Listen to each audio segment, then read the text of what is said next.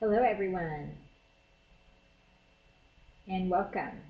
I want to introduce Justin DeLeo and Julie Thomas from the College of Pharmacy, and they will be talking with us about self-review strategies for instructors. And before we get started, I just wanted to give you guys a little bit of information about some other upcoming events that we have. Next week, we have a Smart Sparrow demonstration coming. So Smart Sparrow is going to come on November 9th, and they're going to demonstrate their new tools and strategies. They're going to offer really nice refreshments, and they're going to let you try it out. So if you have some time on November 9th and want to check out that event, look at our website to see the details for that. And with that, I'm going to turn it over to Justin and Julie. Thank you. Hello, and thanks for having us today. I'm Justin. I'm Julie. And thanks for joining us on a Friday. I know you probably are ready to go home for the weekend. But we're going to spend just a little bit of time with you today talking about some self-review strategies for instructors.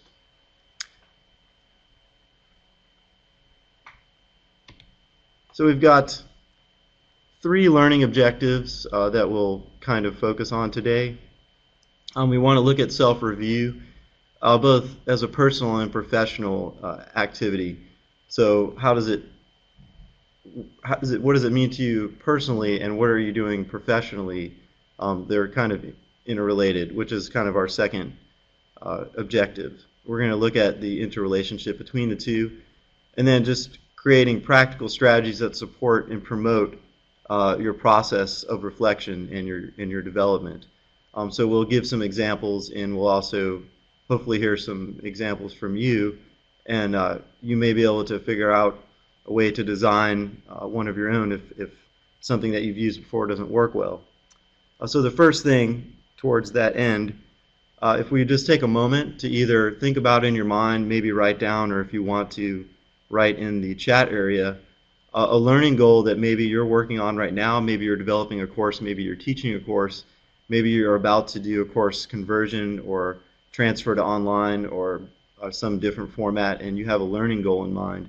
If you would just think of that, or maybe send one in that maybe you're working on right now, and you could maybe apply that today, or think about today how you might be able to achieve that goal, and then see yourself at the end of that in the process of development for that. So if anyone wants to write in, or even if you want to share using the audio device on what your goal might be, then we can do that real quick.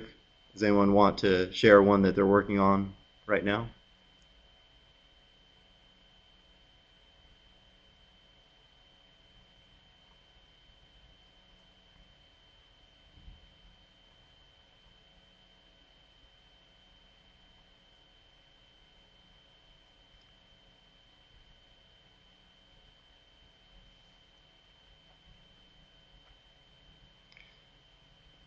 I see we have, okay, great.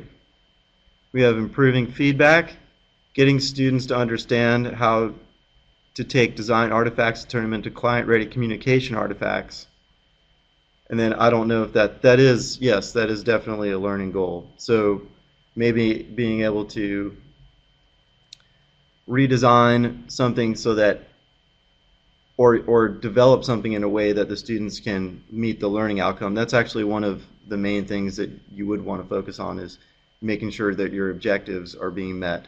And improving feedback is always a very important one. We have obviously very large courses, so our faculty also consider that. So keep that learning goal in mind, and then I have a learning goal today to discuss and share with you some ideas about self-review and peer review, and hopefully we can achieve that goal together. So moving on to just a couple of concepts, just kind of touching on that second objective. We kind of see self and peer review as, maybe you would agree, as an interrelated process.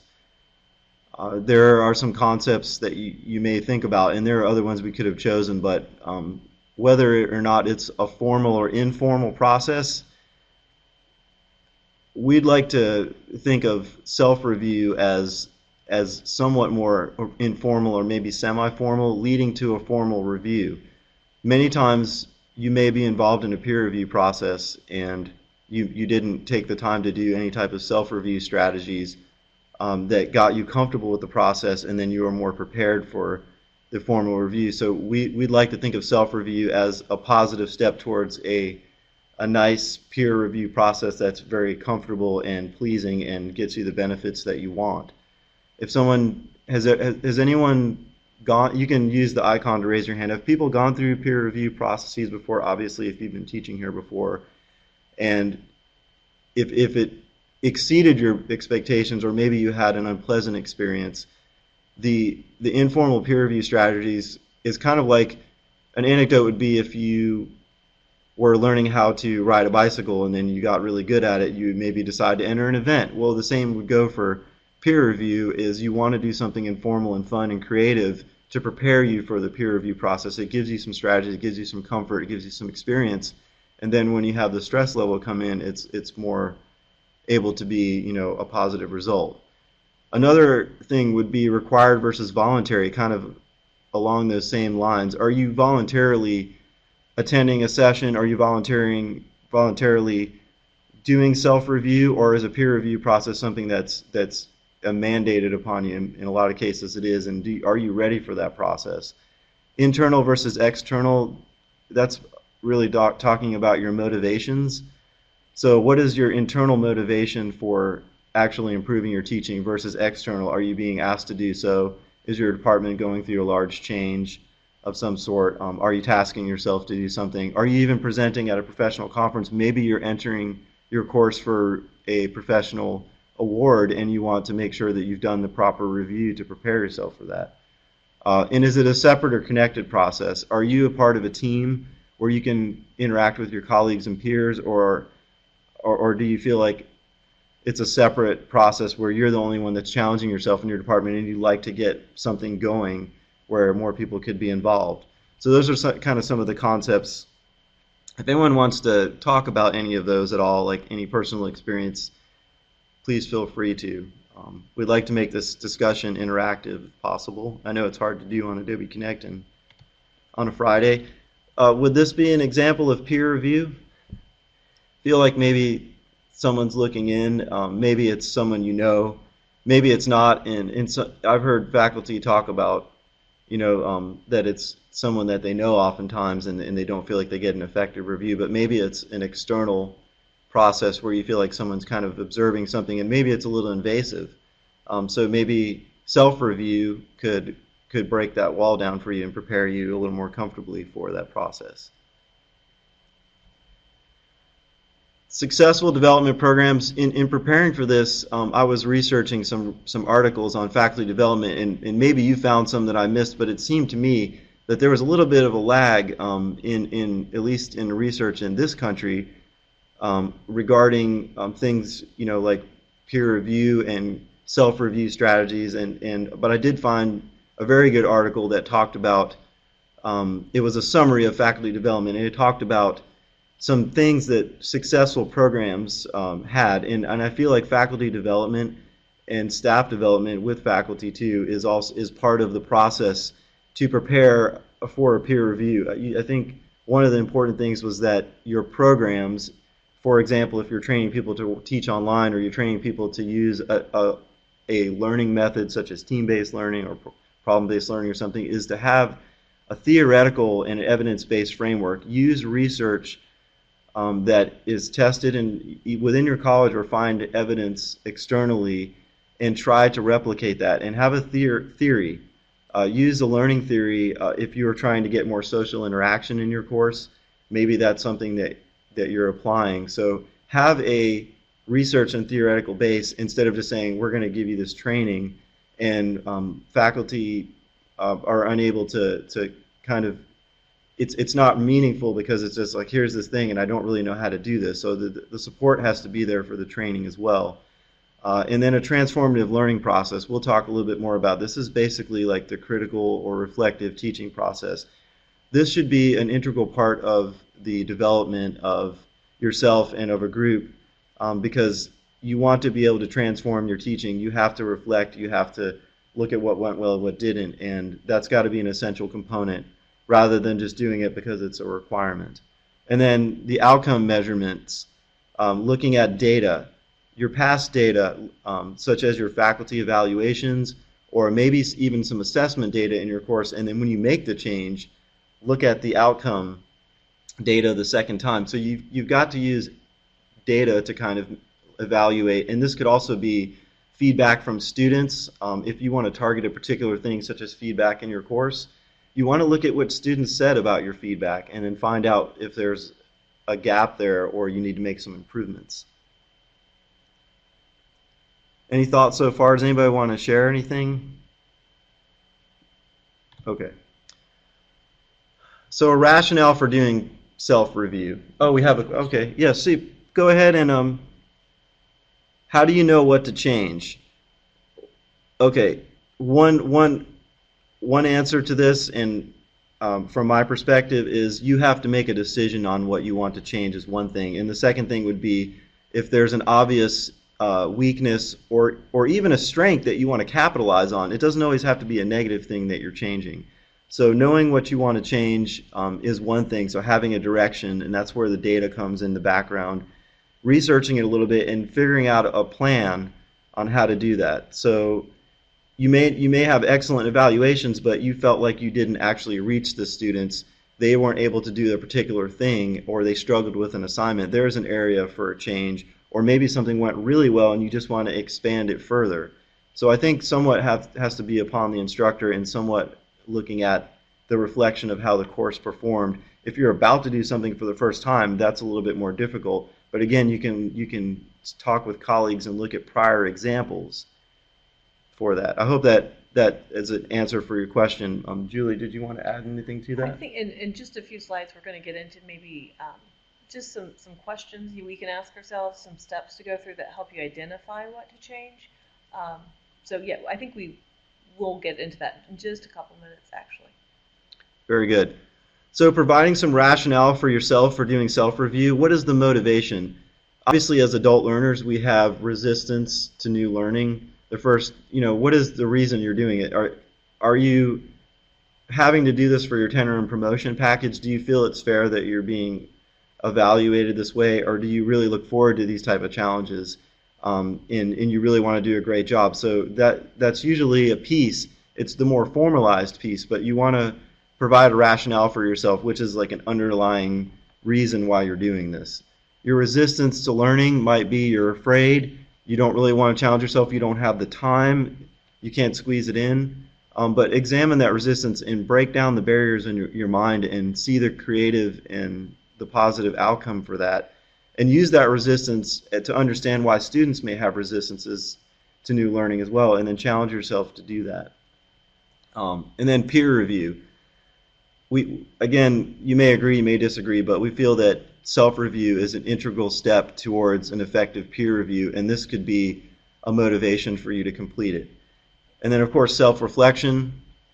You want to be able to get into that conversation with yourself, the metacognitive process where you examine your teaching and you really get deep and find out what it is that you want to change.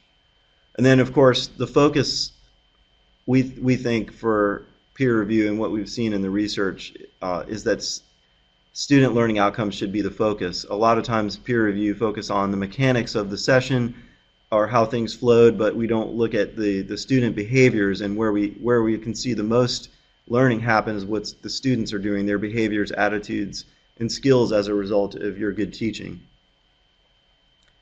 And any of you talented instructional design or faculty people, please add your own expertise into these ideas because I know that you have them.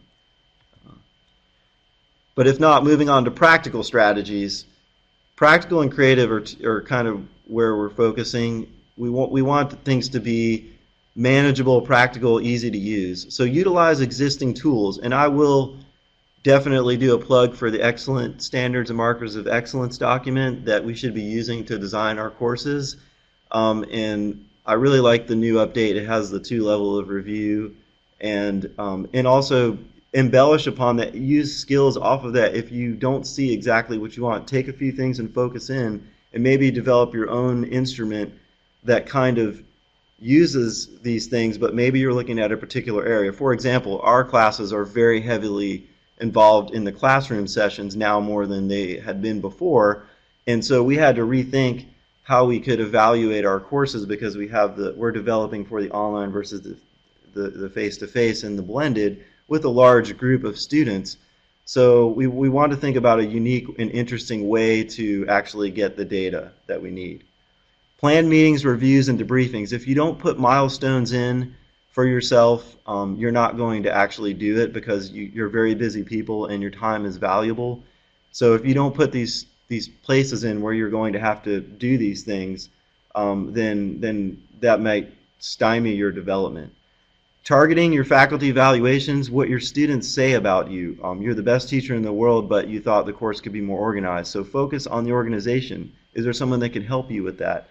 Do you feel that the organization is, what is the thing that the students are saying that they'd like to have besides we like copies of all the exams? And then matching your outcomes with your goals.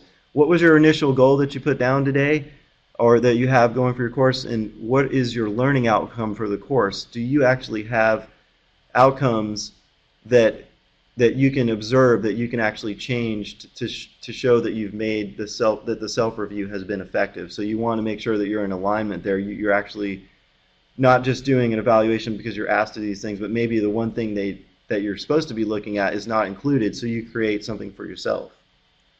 Any thoughts on, yeah, very good. And yes, and I'm glad you put that in there because there's a really good document about the self-review, and I thought it was great. So there is a nice form that's been created. I have this linked in my site, actually, that kind of steps you through some main things like interaction that you want to use.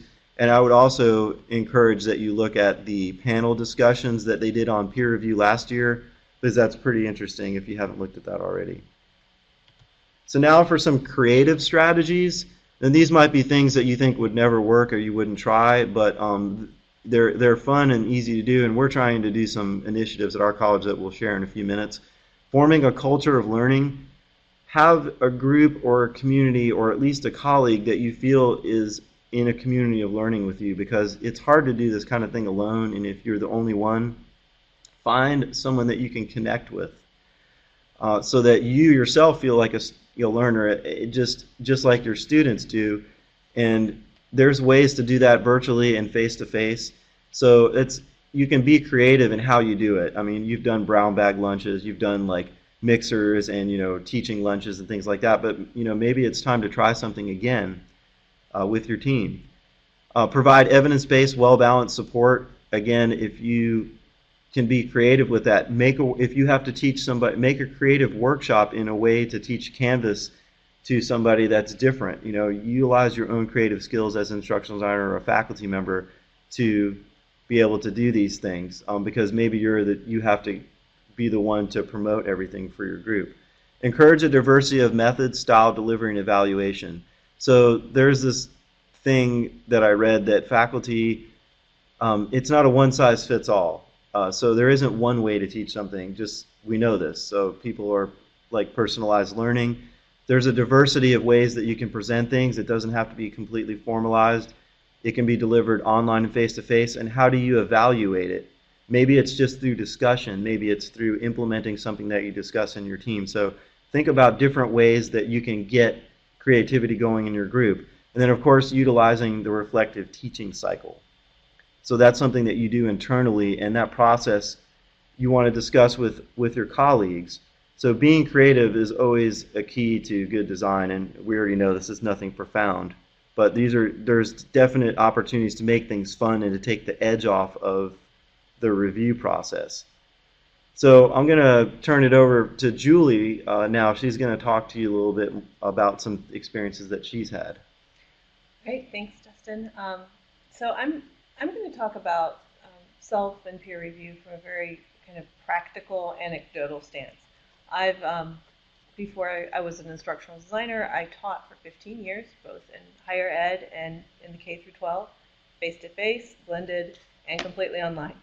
And I've been through these review processes a lot. And I can say that initially, I hated to think about what I did. I hated to look at my thinking, even though I love teaching. The idea of like really critically reflecting on what I was doing and whether I was accomplishing those goals was sometimes really difficult to do because you're looking at not only your successes but things that maybe you didn't do so well.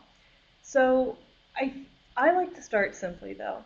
So the question earlier was, how do you know what to change? How do you know if there is something to change? And really and truly, I think it starts with just really simple questions. After a lesson, after a period of instruction, after a course is ended, wherever there's an ending point, stop and say, what went well? This is where you're kind of using your gut instinct. What went well? Write it down. Keep a list. Keep a journal.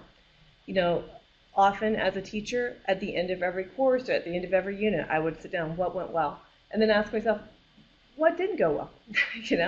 What could be improved upon? Was it something that I was out of my control, or is it genuinely something that can be addressed by changing my instructional methods? And at that point, I need to go to my data. So go to your data. After you've identified things that went well, things that didn't go well, that instinctively that you think did, look and see, is there proof for it? I've certainly know that I've taught lessons where I walked away and said, that was fantastic. Everyone loved it. Everyone engaged beautifully. I know that they're going to do great. Then you get the assessment and you look at it and you say, no, they didn't do so well. So you need to base your self-reflection in some sort of data. Are you looking at assessments? Are you looking at portfolios? And it really should be centered on what the student has accomplished.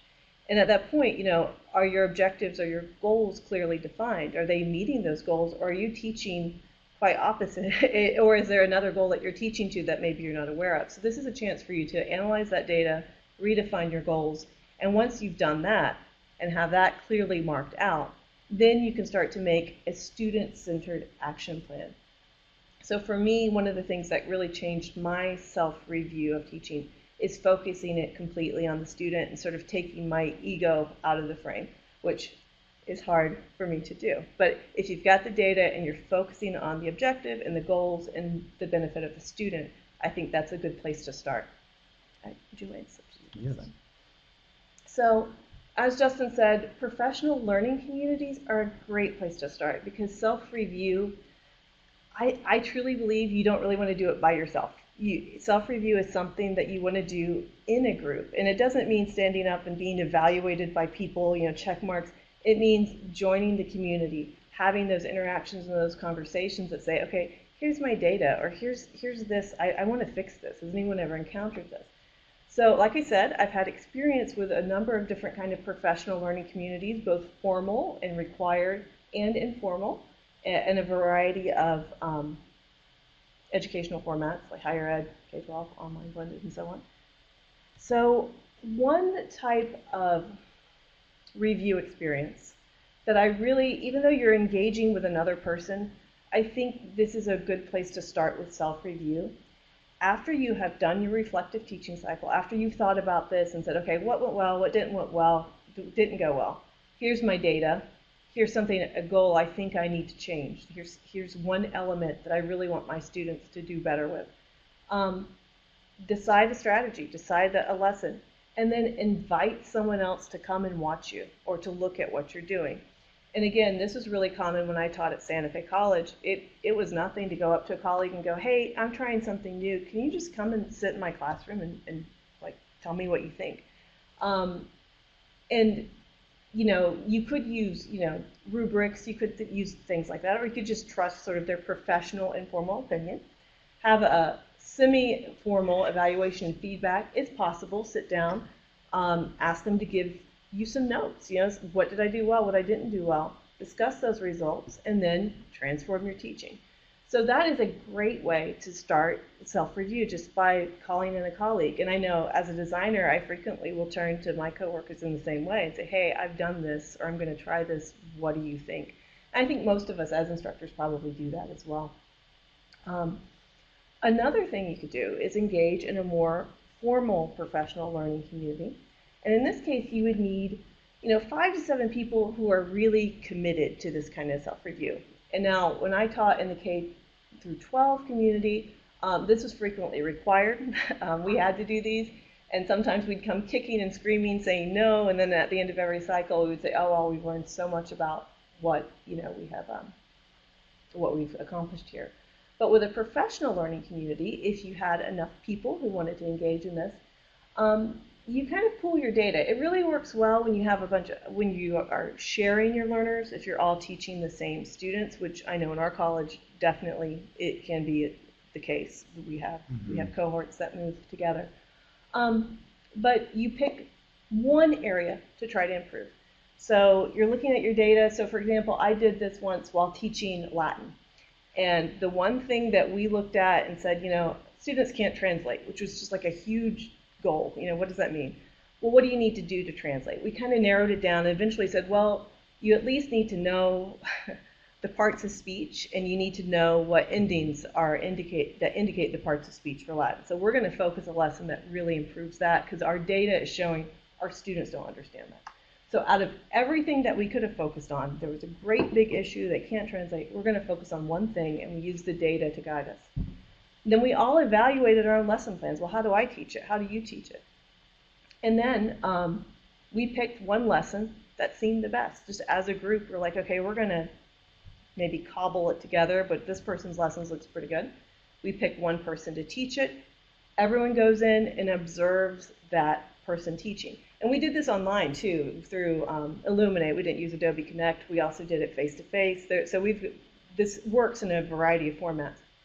And what I loved about this process, though, is as you're being, reviewing the lesson, you really are watching the students. You're gathering your data on how the students are reacting. You're examining the data, how did the students perform on the assessment.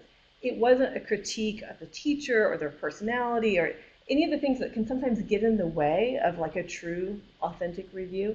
It was all focused on the data and focused on the students' reaction.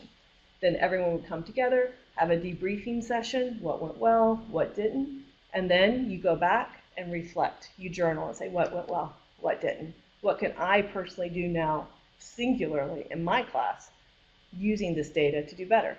And then the beautiful thing is, if everyone's committed, you do it again. You say, okay, well, how can we make that better? We're going to go back and do another cycle. It's a really wonderful process, but it is more involved, and you do need several people, really committed to it. Another method you could use is one that is called the tuning protocol. And this is a little more formal. You don't need as many people committed like you would with the professional learning community. This is where you get a group of colleagues together. And again, usually 5 to 7 is a good number. And basically, you are presenting to your colleagues. They are listening to you. And in fact, Justin, if you'd go ahead and go down to the next slide Certainly. for me. So basically, after you have kind of reflected on your data and a lesson that you think may need some improvement, you tell your colleagues, this is what I'm trying to improve. These are the 2 questions I want you to think about. So you have already reviewed yourself, and you're telling your colleagues, this is the data I want from you. I don't want you to stand up there and, critique me on the tone of my voice or critique the color of my shoes. I'm giving you exactly what I want my critique on, because this is what I believe I need help with. So you present your lesson, you present your strategies, and then the colleagues get to ask non-judgmental questions, which I love that part. It's not going to be like, well, why did you do that? Well, I wouldn't have done that. It has to be framed in such a way that it brings a positive conversation. It doesn't lead to defensiveness. Then your group individually writes about the presentation and tries to answer those questions that you, in your own self-reflective process, came up with. And then for 15 minutes, there's a discussion. And you, as the person being reviewed, you stay quiet and you listen. You listen to what everyone has to say. And then you think aloud and sort of say, okay, well, this is what I heard. This is what I think I need to change. And then, hopefully, at that point, you've walked away with a lot of great data upon this particular lesson, this particular strategy, that then you can apply in your own class again. And in the last 5 minutes usually is spent like, well, did that process work? Is there something we could do, establishing group norms? Is there something we could do to make the process a little bit better? But I think it's a process that I particularly like, because it's kind of formal, but you are still very much in control. You're not just handing someone a rubric. It gives you a chance to review your work yourself and then get some hopefully positive critical feedback from your colleagues. And then Justin is going to talk a little bit more about course debriefing. Thanks, Julie. I'd like to share a process that we're actually doing regularly at the College of Pharmacy now that is kind of a bit of self-review and it's semi-formal group review. We have been doing a lot more of team talk courses. So one of the practices that we're doing that seems to be very valuable to gain critical feedback for change is I'm saying that I'm combining these two things together because I feel that the two things are in conjunction. We do a scheduled course debriefing at the end of every block. We're doing a lot of 8-week cycle courses right now, and the design window is very tight. So we want to think about right away when the course is complete what we want to change and what we want to plan for next year. But one thing that I've helped encourage and our teams helped encourage are course meetings prior to every module or week of content. Now, it's probably different for some of you, of course. Like, we have a lot of logistical things that we have to plan every week because we also have 2 extended campuses, and a lot of our classes have over 200 students in them. That's not atypical here, but if you have a small group, you wouldn't need to plan those type of things. But we do get together and review the content prior to each week, and then after implementing it, we also, if possible, meet after each module and see how it went to do some formative assessment. The course leader will discuss with the teachers who are developing, say, a particular module or a disease state area or whatever it is, because we sometimes have many people teaching within a course, to review everything, and then at the end we do a course debriefing. So prior to the course, during development, it's very essential to meet and basically find out what's not going well with each module, what is going well, and kind of doing a bit of a self-review and a team review. And then during the implementation of the course, you have to monitor and adjust. So it's very important that people do meet. If you are just communicating asynchronously on email, it's going to be very difficult to make changes. And then gathering critical reflection during post-implementation. This is where the real self-review comes in. Oftentimes we'll sit down just with the faculty member and ask hearing what the teachers want to change related to student outcomes. Not I didn't like this content, but I would like the students to be able to achieve this. So then writing up an action plan based on those changes and actually making those changes happen prior to the next offering of the course, because that's the only chance you have to make a change. So you've got to take the time to do the reflective cycle there and do the self-review and actually share it with your team. And so I think the faculty member and maybe the designer and people who are involved, they need to do self-review on their own content and then be able to share that honestly with the rest of the group to make changes. And then afterwards is the process of implementing the change, assessing using data again, and then redesigning. So you've got to activate the design cycle, and it has to be ongoing, because a lot of times you just maybe design a course and you think maybe it's done. Well, there's always going to be embellishments and changes and enhancements and that you want to make. So it's a living course. It's going to always be on a cycle of redesign. So keeping that idea that the debriefing is a key part of that, and then the module planning meetings or the course planning meetings, it's an opportunity to do the self-review there. So, and again, that does take more than one person usually. And then one other initiative that we're kind of getting started at our college is, you've heard of these before, a learning community, and we're doing a kind of a blended thing within our group. So it has some key things. So creating a mechanism for sharing concepts and content. We have within our instructional design team, we're actually choosing research articles that we feel would help our curriculum, and we're reading those and we're critically thinking about it, applying it to our own design, to what the faculty are doing. We're talking about it as a team. And I just decided to go ahead and create an online site to house these articles, because there's been some wonderful conversations, but if you don't perpetuate it, it will just die. I mean, the idea will get discussed and then you never act on it. So I wanted to start keeping the research, and then we're working on some blogging and discussion boards and just actually deciding to implement something and then seeing what the change is. So actually making the change, reviewing how we were able to make that change, and even sharing the articles with faculty when we feel it's relevant. Looking, we always have to keep on top of research, educational research. So you have to create a mechanism, and I've just used an online Canvas site and putting everything in there, and I'm trying to make it interactive. I'll show you a screenshot of it, and maybe if we have any time we can get in there if I can get to the site. And then establishing a synchronous face-to-face or virtual meeting to discuss the feedback. It's got to be synchronous because you have to it's best if you can get together in a meeting, but if you can only do it online, there's lots of web conferencing softwares like this one that you can use to talk with your team. But it should be a downtime, it should be fun, it should be over a working lunch, or even like on a regular basis. We meet every 2 weeks in our group. And then fostering a culture of contribution. So how do you get people to contribute? I don't really like doing this, so how do I get this person involved? So generate a culture of sharing, contribution, and support. If someone shares an article, and be positive about the feedback that you give to them, because someone's making an effort to share an idea that they think is a good one. So you have to be supportive of each other. So if you develop this culture, I feel like it passes on to other people, because you get this fire that you want to really teach, you really want to impact student learning, and then you share it with other people, and it kind of spreads in a positive, creative, like stress-free way, not, you have to do this thing. And then utilizing the discussions and online tools to perpetuate thought and plan your innovations.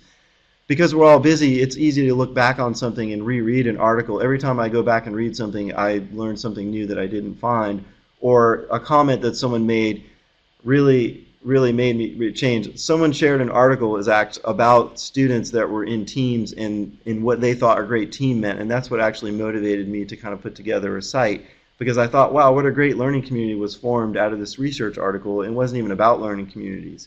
And to me, I feel like it's a lot like the inquiry model. Like it's kind of like the social presence is there because we're engaging with each other. We're supporting the discussion through the shared experience. Our cognitive presence is there because we know what our goals are in our direction, but we want to have thinking about it. And then we're interacting. During the time we're talking, we're setting the climate for change, and we're regulating our learning because we're touching base with each other on, hey, I've really tried this thing, or I think we should try it, and then seeing what the team thinks. So there's a teaching presence there. We're trying to have this community of learners go on, and I feel like this model kind of is a little bit like that. And we haven't gotten very far in it yet, but I kind of changed the title. I called it Educational Learning Community, but it's like a perpetual learning. I mean, the idea is that you would continue on. Let me make that just a little bit bigger.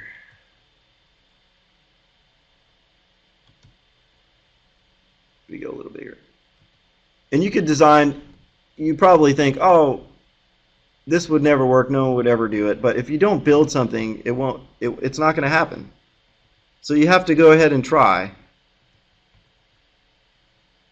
So I just have some creative titles for the modules there, and I would be actually very excited if anybody wanted to join our little site, or I could, at some point, if we get developed, we could maybe link it off yours. What I'd like to have is just an online place where people can share their research, discuss, and I know we're already doing these efforts, but it's supposed to be fun and creative and based on, it's just a way to have this reflective process, have the educational research, discuss, and then get excited about making changes and just collaborate a little bit more.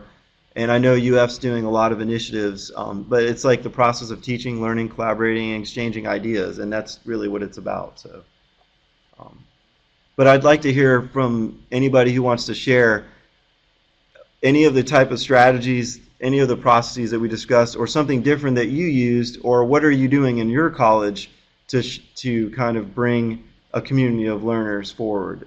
As I'd love to hear some other things that people are doing.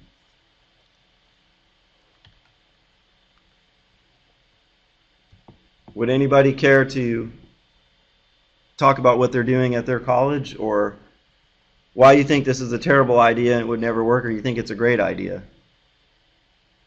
I've been working on it some, and I think it's just one opportunity to have a place for people to share ideas, and rather than just setting a meeting up. So Someone's I'll typing. share. Okay, great, thank you. While we're waiting for Lisa to type, I was just listening recently to I think it's Jennifer Good from Mercer University, and they have developed a pretty incredible program for faculty learning communities, and their goal is always to that the faculty that participate get something out of that. Usually it's research in the education in their field that can be published, but also that it is returned to their university. And there are, it's pretty remarkable how they've made that. That's the incentive for them to complete the program. Work. Yeah, there needs to be a takeaway, because it's a lot of, that's great. And truthfully, having participated in the PLC groups in K-12, there were a lot of really good beginnings of research that came out of those. Mm-hmm. And they do provide you a lot of insight with your personal experience in the classroom. So Lisa wrote, in engineering, we're doing volunteer peer review of teaching at mid-tenure, but I haven't participated yet.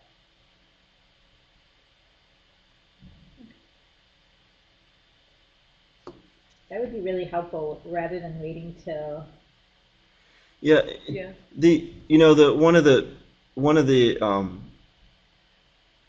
I think voluntary is not, so the people basically, like, they decide they want to have someone do it. Is it like kind of like the expert review a little bit?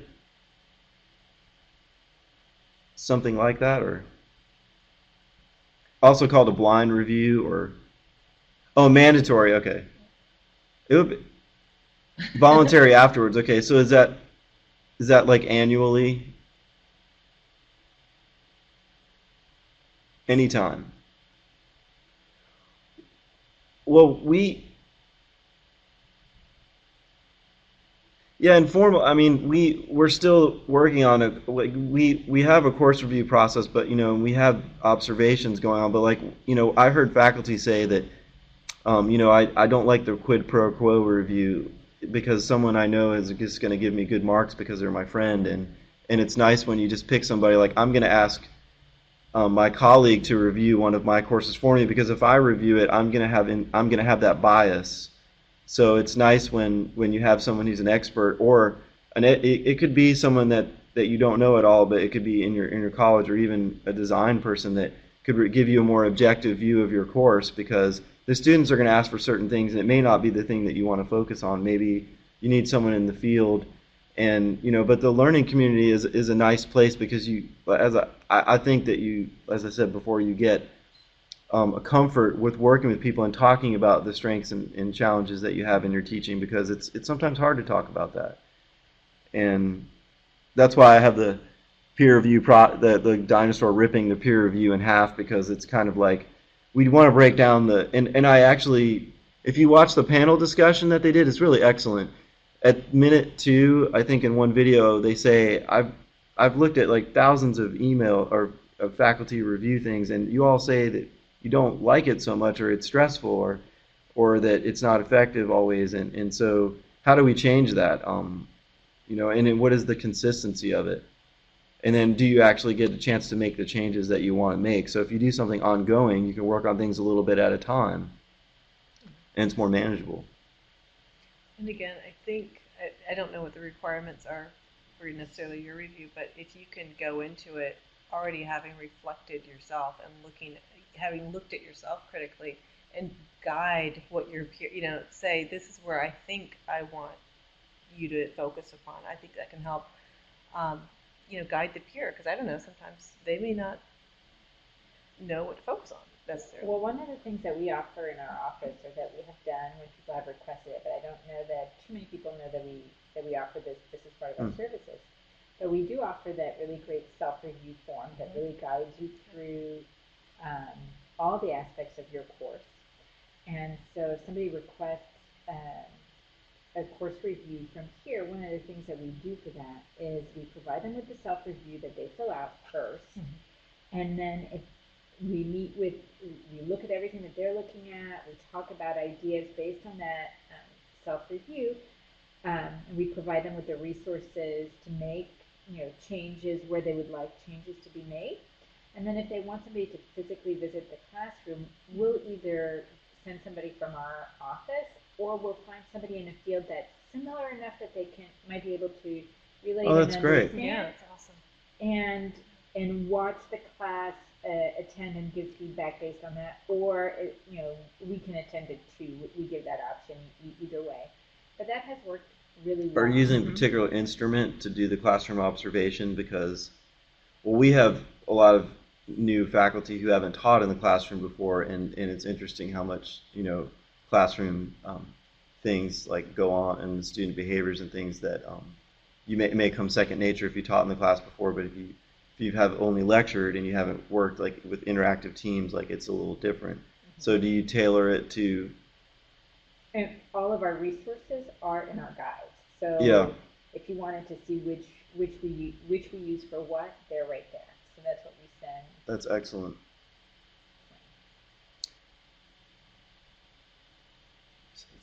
The problem is a lot of value in my class, and I don't know how to act on it. Yeah, that So. Yeah, but if you want to, so when you get those type of evaluations, do you just try to focus on the ones you think you can change, or you? So we look at the themes, basically. Yeah. So usually when you do evaluations, what you'll notice is there'll be some themes, right? There are always some themes, and we pick out the themes that are most significant or most repeated, and based on those, we provide either resources or ideas to make that the change that would be appropriate based on. If there is whether it's a negative or, if it's a positive, it's easy. It's something that you maintain or you multiply, right?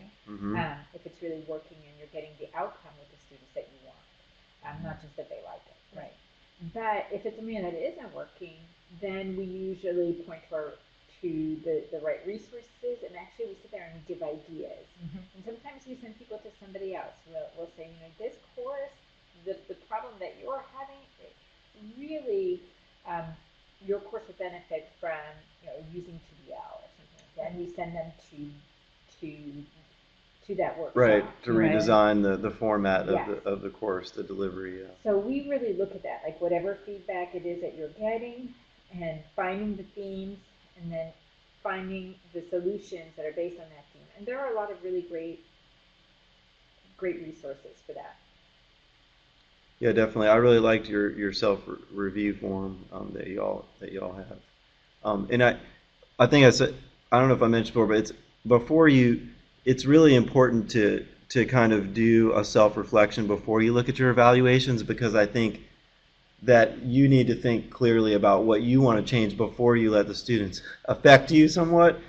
I don't know if you've done it both ways, if you see a difference, like like if you read the evaluations first, I feel like that's going to kind of guide where you're thinking somewhat. If you do it more objectively, like I know I really wanted to do this one thing, and make that one thing, and then read the evaluations and see if that's also being reflected there. A lot of times the students will say, oh, you're the best professor that I ever had in my entire life. But then they say, could you, I felt like the exam questions were confusing. So it's like conflicting feedback. And if you have 276 students in a class, you're going to get a lot of feedback.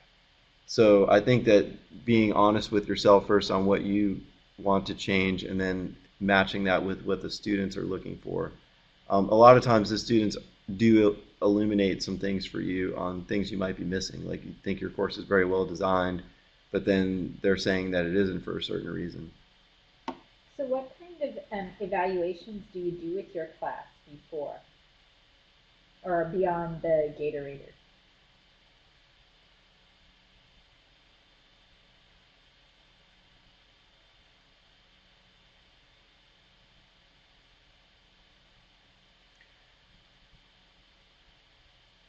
Is that the form that you are is that a okay, teaching, okay.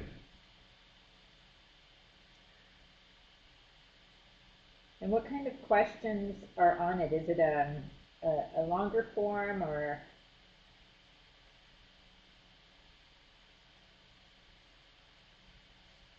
Do you feel like it's asking about the student outcomes, or is it more about your behavior or do you feel like it's a mix? Do you feel like the questions really get at what you're wanting to change?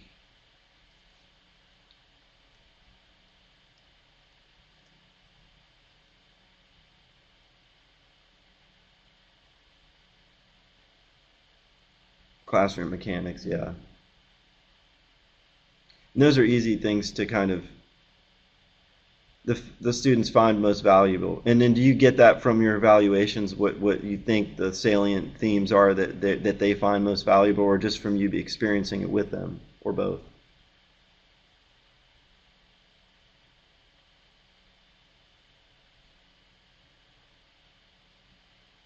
Oh, it asks you about the most valuable thing. Do you get that from the evaluations, or do you write it from what you think that the students find most valuable? Sorry if that was any clear,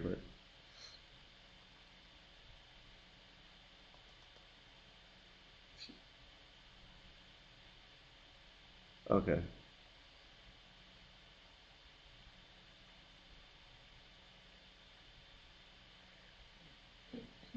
Do you feel like that when you make a plan for change, you implement it, and then is that effectively evaluated? Do you feel like the process works well, or is there does it kind of is it just like a bunch of procedures that you go through, but it doesn't really get you where you want to be?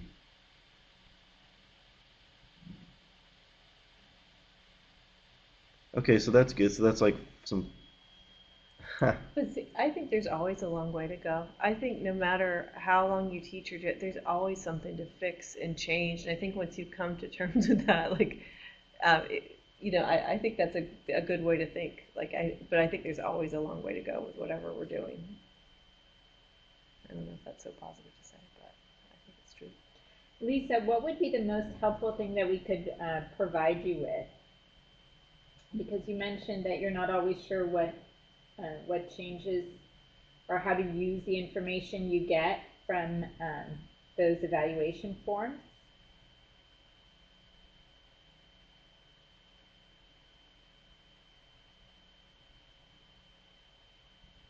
That's a big question, so if you don't have an answer today, that's okay.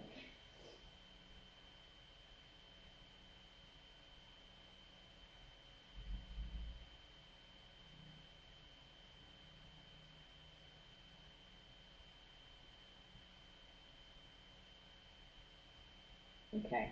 Well, let us know if there's anything that we can do to make that process more effective for you.